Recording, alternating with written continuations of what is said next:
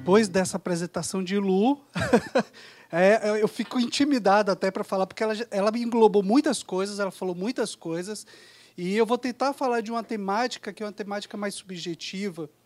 Então, é importante a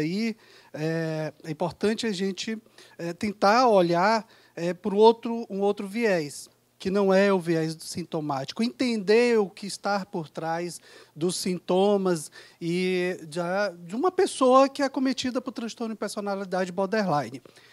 Muita gente acha que o transtorno de personalidade borderline é alguma coisa nova, mas não é.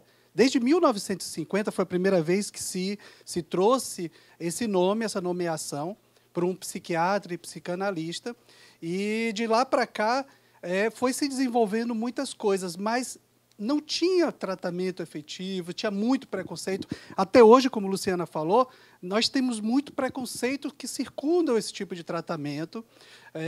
Os próprios profissionais de saúde, eles também têm muita dificuldade, muito preconceito, porque, diferente de outros transtornos mentais que respondem bem a tratamentos mais tradicionais, o transtorno de personalidade ele exige uma intensidade de apoio, de tratamento, muito maior, às vezes, que outros transtornos.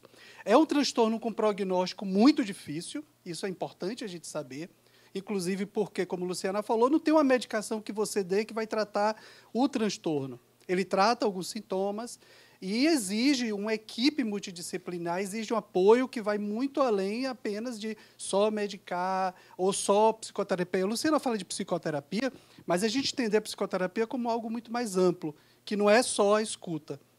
Eu sou psicanalista, esqueci até de me apresentar. Eu sou psicanalista, psicólogo, psicanalista, e uma das coisas que eu mais aprendi é que a escuta analítica é fundamental, mas ela não opera de forma nenhuma se a gente não tem um trabalho de apoio, um trabalho de aproximação, um trabalho de vínculo com esses pacientes. Um paciente, por exemplo, que não tem um transtorno de personalidade, que chega a um analista, ele já chega com uma suposição de saber sobre o seu sintoma e também com o analista. Ele já chega com um vínculo praticamente pré-formado. Um paciente com transtorno de personalidade, a gente vai ter que primeiro trabalhar esse vínculo. E trabalhar esse vínculo não só com ele, como a família. No programa, uma das coisas que nós mais estamos aprendendo é que não dá para tratar esses pacientes sem tratar junto a família. Isso é fundamental. Mas, bem, minha intenção hoje aqui vai ser falar, justamente como o termozinho fala, como o subtítulo está falando, sentir demais, os bastidores do borderline. O que é que está por trás desses sentimentos, desse furacão emocional que acomete uma pessoa com transtorno de personalidade borderline? Duas observações muito importantes. A primeira, não podemos rotular. A gente tem essa mania de querer rotular o bipolar, o borderline. Às vezes, aqui, a gente, até para ser didático, a gente fala o borderline, mas a gente tem que ter muito cuidado, porque não se trata de uma pessoa que é borderline. É uma pessoa que tem determinadas características de personalidade, determinadas características de sofrimento, igual a todos nós, mas que essas características, elas têm, digamos assim, a gente chama dessas características de borderline. Mas a gente não pode pensar que o borderline é uma pessoa diferente das outras. É uma pessoa como qualquer outra que sofre, só que, como eu vou explicar já, só que essas pessoas elas não conseguem fazer uma boa, como a Luciana falou, uma boa regulação emocional.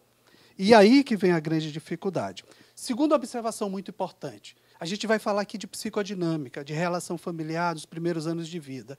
E existe também um outro preconceito. Se acha que o borderline, uma pessoa que tem o transtorno de personalidade borderline, é uma pessoa que teve um abandono materno, um abandono paterno, algum trauma na infância. E não é bem isso. A gente vê, às vezes, famílias em que têm filhos que desenvolvem o transtorno de personalidade borderline na mesma condição familiar e outros que não desenvolvem. É preciso entender isso como um conjunto de fatores que se associam para ter esse resultado.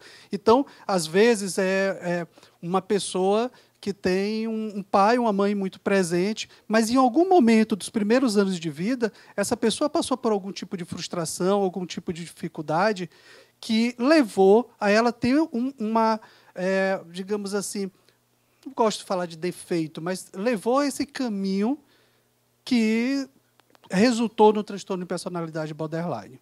Outro ponto também importante é entender como cada indivíduo recebe o que vem do outro.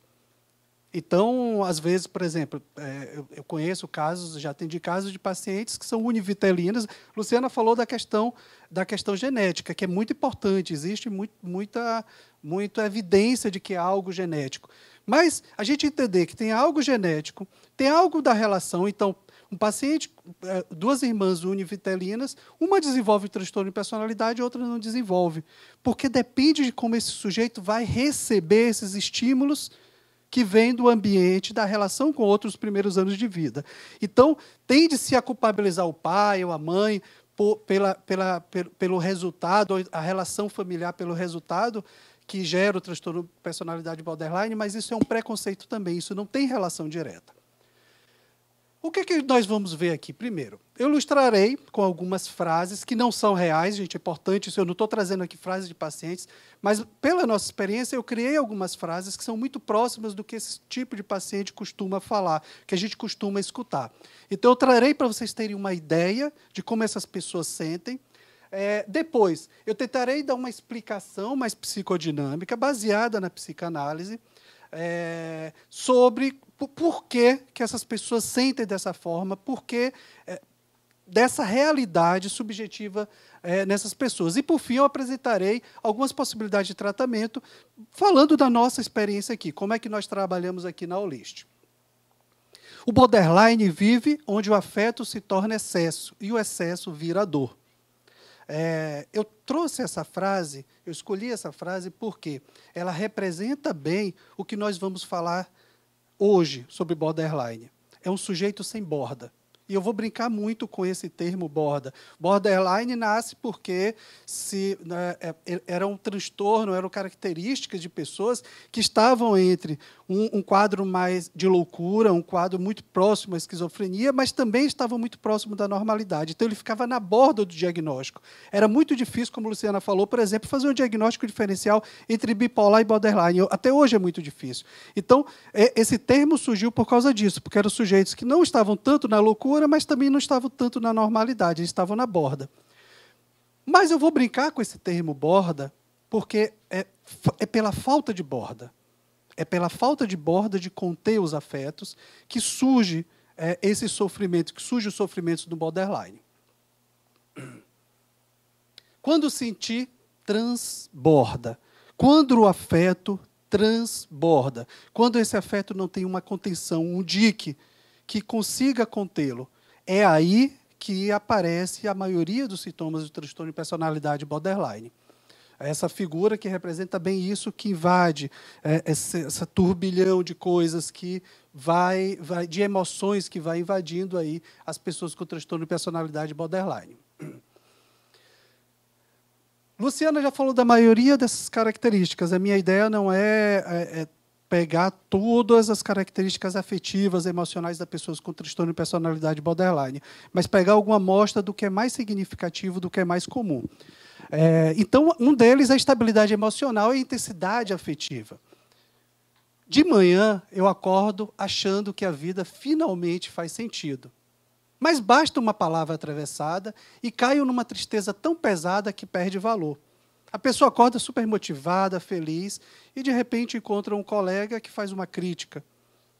Não recebeu aquela mensagem, a pessoa demorou a responder a mensagem, essa pessoa entra aí no desespero, começa a se sentir abandonada e, de repente, muda totalmente o humor. O dia passa a ser o pior dia da vida dela. Então, essa é uma das características, essa estabilidade emocional muito intensa, essa intensidade afetiva. A autolesão e a impulsividade. Quando essa estabilidade, a Luciana falou disso também, quando essa estabilidade emocional é muito grande, às vezes o sujeito lança a mão de ações contra ele próprio, um act out, ou tenta ações contra o outro, de brigar, de criar confusão, ou de se cortar, porque termina sendo uma forma de, como a Luciana falou, de regular esses afetos. Como é que esses sujeitos eles falam disso? Quando a dor aqui dentro fica insuportável, faço algo no meu corpo só para sentir outra dor que eu consiga controlar. É muito comum os pacientes falarem isso para a gente, de que, às vezes, o corte ele é uma dor que ali eu tenho um controle. Às vezes, por exemplo, os transtornos alimentares, eles dizem assim, eu sinto que ali eu tenho um controle sobre mim, sobre o meu corpo. Diferente das emoções que elas transbordam, elas não têm controle.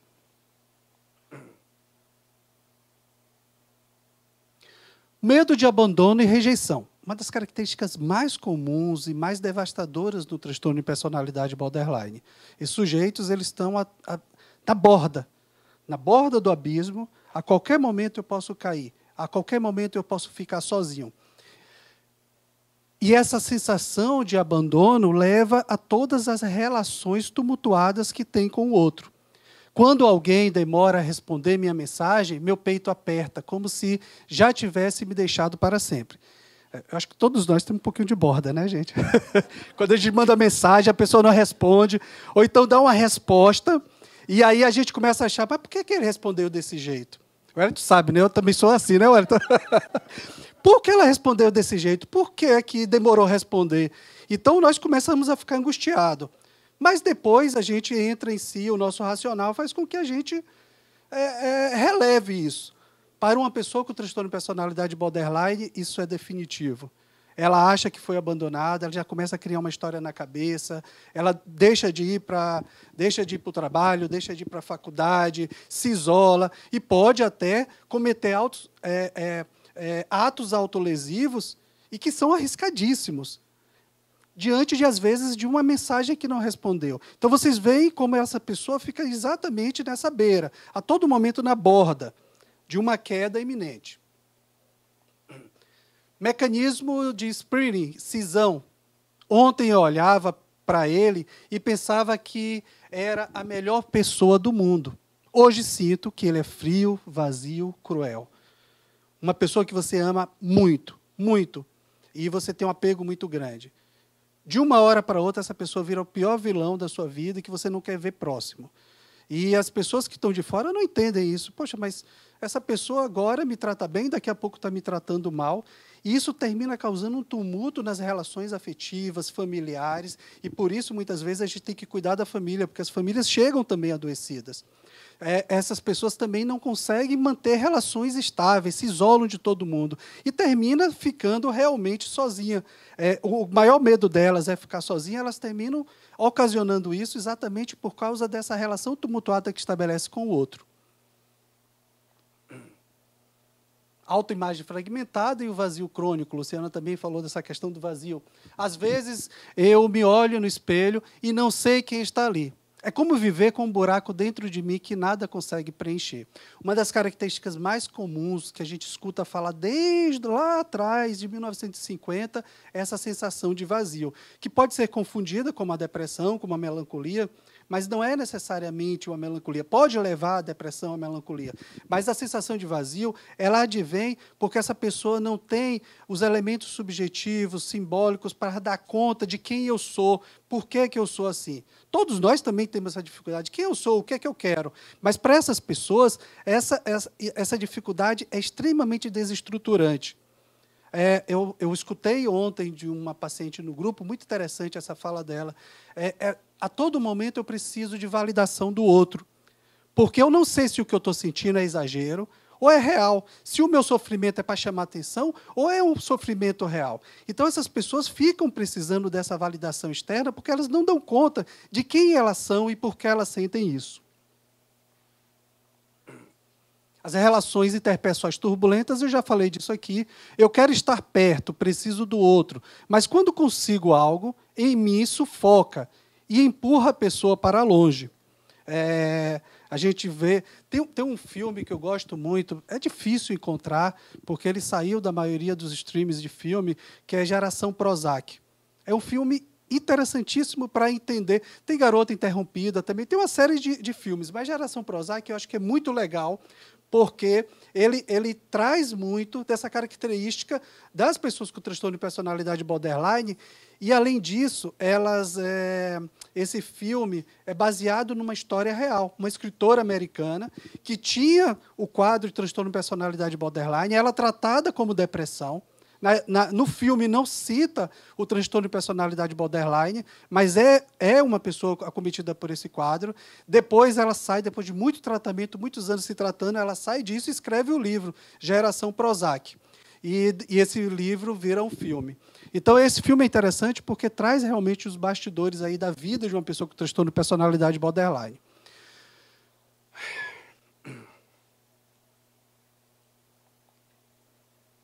Por trás da máscara do borderline, muitas vezes o borderline é confundido com uma pessoa que está toda hora atuando. Uma pessoa que você não sabe quem é. Uma pessoa que, às vezes, é considerada uma pessoa falsa, de duas caras, porque muda o tempo todo, e as pessoas que estão ao redor, por não compreender isso, começam a se isolar, começam a isolar essa pessoa, começam a tirar o apoio, se afastar, porque não se sabe muito bem quando essa pessoa vai agir dessa forma ou daquela forma. Quando, na verdade, isso é um adoecimento, e não um traço de personalidade, é uma pessoa com a personalidade ruim. Muitas vezes também, e a gente tem que ter muito cuidado com isso, que é a associação transtorno de personalidade borderline com transtorno de personalidade antissocial. Existem comorbidades, sim, mas não são coisas iguais, são coisas totalmente diferentes. O antissocial é que a gente costuma conhecer, chamar de psicopata. Essas pessoas, elas não são como o borderline, que tem uma estabilidade muito grande afetiva. Elas são pessoas. O psicopata é uma pessoa que sabe muito bem o que quer e o que está fazendo. É diferente do borderline, que às vezes ele às vezes mente, ele engana, ele manipula, mas não é para ter ganhos secundários, é diante do sofrimento muito grande que essas pessoas passam. E a única forma de obter a atenção do outro é dessa maneira, nesse comportamento. Eu vou tentar falar aqui de uma forma muito simples de como, na psicanálise, nós entendemos como é que se constitui o sujeito, a personalidade de uma pessoa, para depois a gente fazer um contraponto de onde as falhas nessa constituição terminam levando para o transtorno de personalidade borderline. O ser humano ele se constitui a partir do outro. Eu boto aqui outro maiúsculo, porque não é só o outro que está próximo de mim. É esse referencial de outro, os outros, todas as pessoas, a sociedade, que nos constitui. E esse outro é representado nos primeiros anos de vida pela pessoa que cuida, pelo pai, a mãe, uma cuidadora, uma babá. Então, nós precisamos desse referencial do outro. Esse outro não só oferece os cuidados de proteção, de alimentação, de limpeza, mas esse outro também nos dá a linguagem. Esse outro é aquele que nos ensina que isso que você está sentindo é dor, isso que você está sentindo sei lá. Um exemplo legal, eu gosto muito disso. Criancinha pequena, bota o gelo na boca e diz, ui, está quente, está quente. É preciso um adulto vir dizer, não está quente, está gelado. Para vocês verem que nós não temos essa capacidade de entender e de nomear nossos afetos, os mais básicos possíveis. Então, precisamos do outro para criar essa nomeação, para dar esse referencial no mundo. E esse referencial é a partir da linguagem. Precisamos de um outro que nós temos confiança e que acreditemos que esse outro que está falando é verdade e que isso não é quente, isso é gelado. Uma outra experiência também com criança pequena. Você pode dar um tapinha ou então ela cai no chão, ela olha para a pessoa, para o adulto, e olha assim, se o adulto fizer aquela cara de horror, a criança chora. Ela diz, isso aqui é perigoso, isso aqui é ruim. Mas se você dá risada, ela também dá risada. Então, você vai ver que a modulação do afeto é muito a partir do outro. Você não nasce sabendo dessas coisas. Uma experiência também muito interessante. Uma pessoa que nasce cega e que, de alguma maneira, ela recupera a visão, por uma cirurgia, algum procedimento. Quando ela recupera a visão, ela não sabe o que é preto, vermelho, azul, ela não sabe a noção de distância, o que é quadrado, o que é redondo. Ela não sabe nada disso. Ela vai ter que aprender tudo isso. Uma pessoa, quando recupera a visão, ela vê uma mancha, aí uma aquarela, e não sabe diferenciar entre as coisas. É preciso que nomeamos, que alguém vem e nomeie, olha, isso aqui é azul, isso aqui é vermelho, isso aqui é distante, isso aqui é perto. A própria experiência dela também vai fazendo isso. Então, vocês vão vendo que nossa percepção do mundo e de nós mesmos é totalmente mediado pela linguagem. Isso é muito importante. Por quê? Porque é exatamente na falha dessas nomeações, na falha dessa definição que vem do outro, é que surge esse transbordamento. Porque eu não sei o que é que eu estou sentindo, eu não sei o que o outro está fazendo, se o outro está realmente... se o outro gosta de mim ou não gosta, então você fica totalmente perdido. O Enigma Caspenhauer, o Menino Lobo também, que é criado por lobos, isso aconteceu realmente. Então, a gente tem várias experiências desse tipo. O outro não é apenas físico, é aquele que fala, nomeia, dá sentido às emoções, como eu já falei. A linguagem dá borda aos afetos. A linguagem faz com que nós tenhamos alguma noção de que isso aqui é uma angústia e que ela vai passar. Que o que eu estou sentindo agora dessa tristeza é por causa disso ou daquilo. Mesmo que isso não seja certeza, mesmo que nós não tenhamos, nenhum de nós aqui sabe o que eu estou sentindo agora, se é angústia, se é medo, se é, sei lá, uma paranoia. É preciso que a gente dê um nome para acalmar. Por exemplo, é uma experiência interessante. Quando você começa, você tem aquela sensação no peito, aquele aperto, você começa a ficar... uma pequena ansiedade, uma tensão, e você não sabe o que é. E isso a gente chama de angústia. Mas se em algum momento eu percebo, você lembra assim, poxa, hoje à noite eu vou dar palestra. É isso que eu estou angustiado. Você vai ver que essa angústia passa. Porque você nomeia, você dá uma orientação para esse sentimento. O paciente com transtorno de personalidade borderline, ele não tem essa capacidade de fazer isso, de abordar isso. A frustração vinda do outro também, isso aqui é também muito interessante. É um dos conceitos mais centrais da psicanálise, principalmente de orientação lacaniana, é que a falta é constituinte. Todos nós nascemos com a falta. O bebê humano, eu vou falar já disso aqui, o bebê humano é um dos únicos animais que nasce incapaz de sobreviver sozinho. Ele precisa do outro.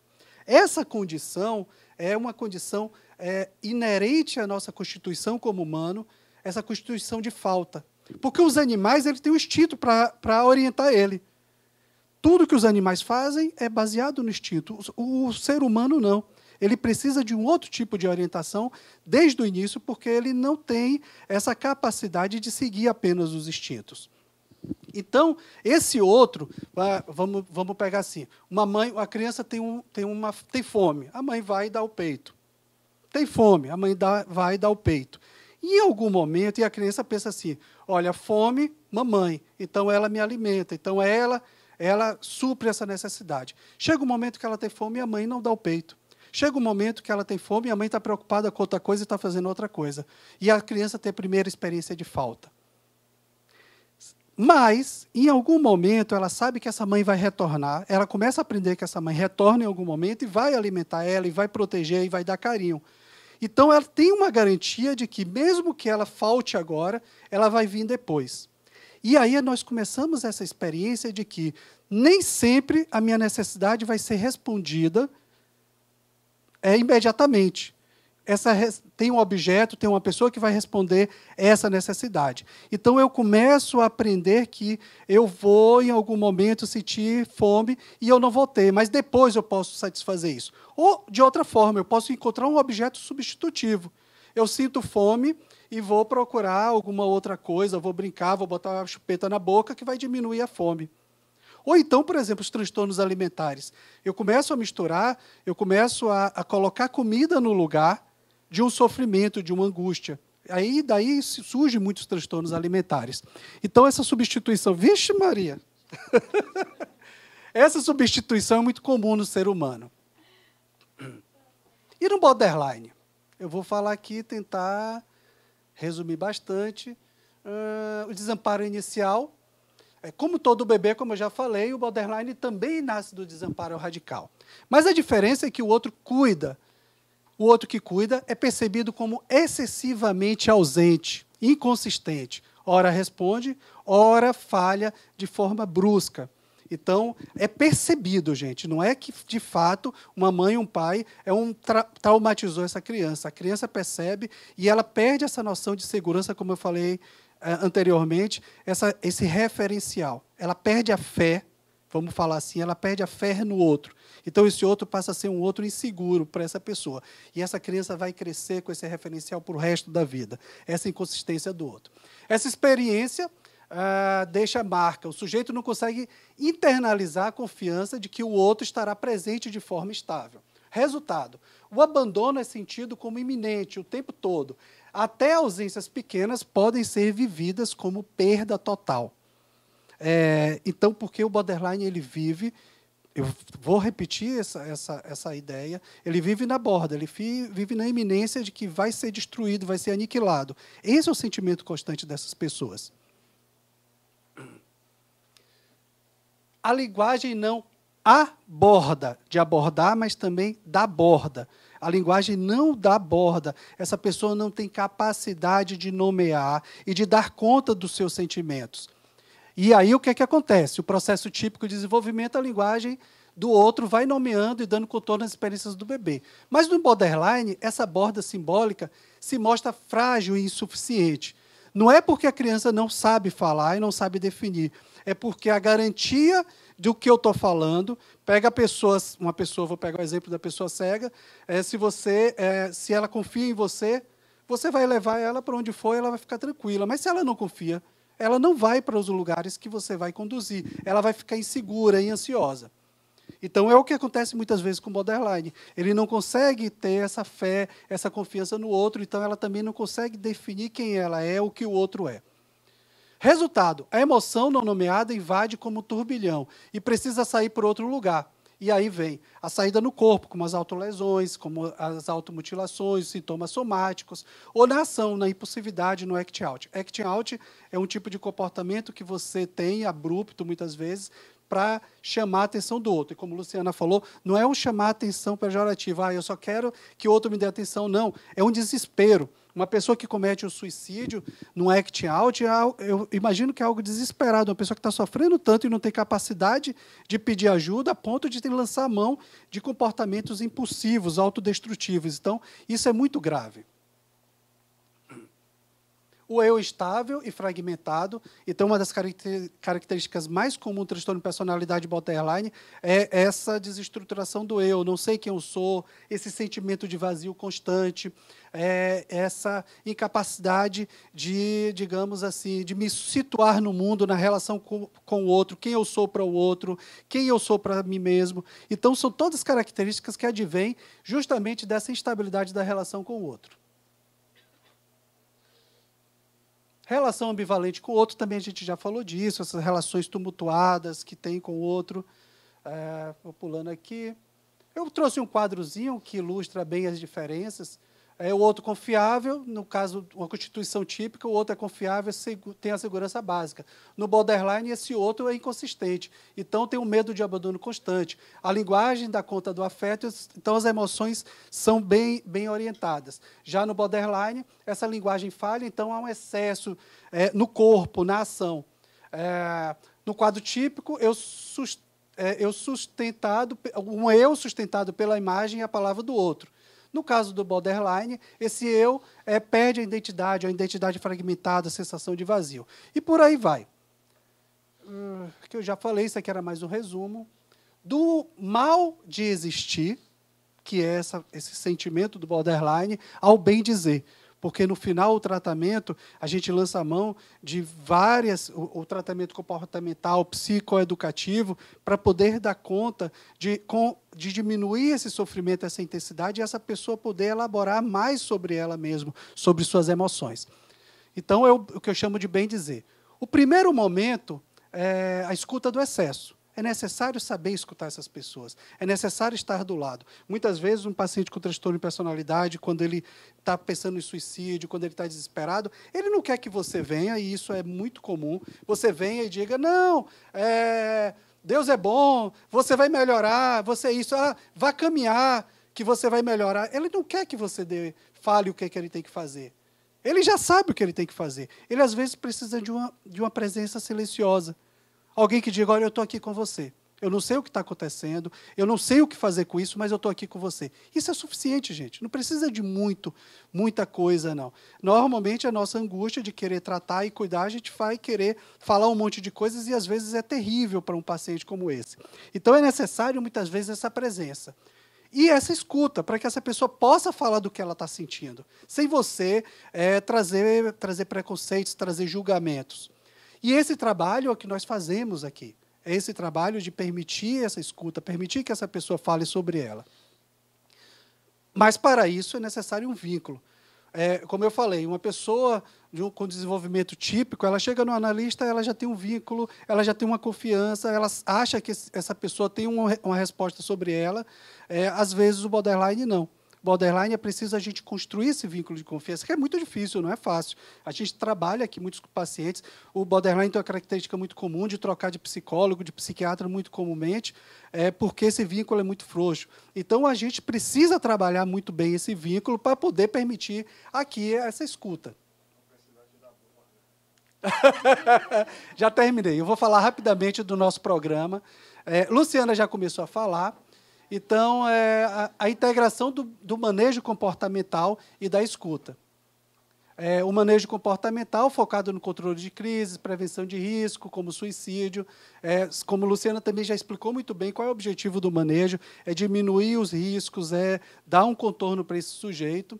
E ajuda na estabilização rápida. Não adianta eu chegar aqui e querer ouvir e interpretar um sujeito como esse que não vai ter efeito nenhum. É preciso primeiro que ele acalme.